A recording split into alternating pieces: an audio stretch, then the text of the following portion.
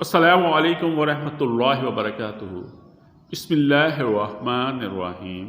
صحیح مسلم کی روایت ہے، حضرت عبداللہ بن مسعود رضی اللہ تعالی عنہ سے روایت ہے کہ نبی کریم صلی اللہ علیہ وآلہ وسلم نے فرمایا، وہ شخص جنت میں داخل نہیں ہوگا جس کے دل میں ذرہ برابر بھی تکبر ہوگا۔ ایک شخص نے دریافت کیا کہ آدمی پسند کرتا ہے کہ اس کے کپڑے اور جوتے عمدہ ہوں، کیا یہ بھی تکبر کے زمرے میں آتا ہے؟ آپ صلی اللہ علیہ وآلہ وسلم نے جواب دیا، اللہ خوبصورت ہے اور وہ خوبصورتی کو پسند کرتا ہے۔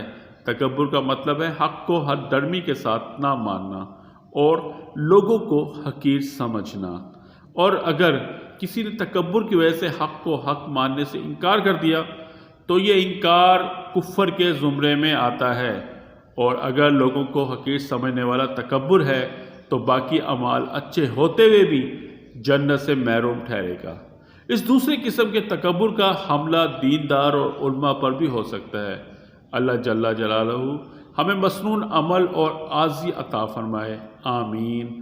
جزاکم اللہ خیرا و احسن الجزا۔